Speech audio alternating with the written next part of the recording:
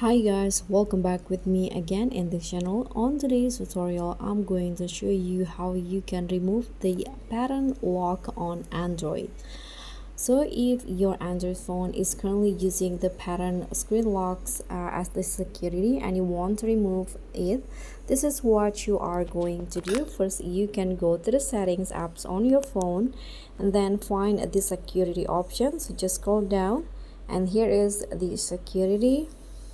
Now on the device security, you can see the screen lock is currently a pattern and you want to change it into something else, or you want to remove this pattern screen lock, and just click on this screen lock and you can confirm your pattern, this one, and here you can change it into other screen lock, or you can just click on none to not using any screen lock but removing the pattern lock. So click on none, you can click on remove. Now just like that, the pattern screen lock has been removed from your phone.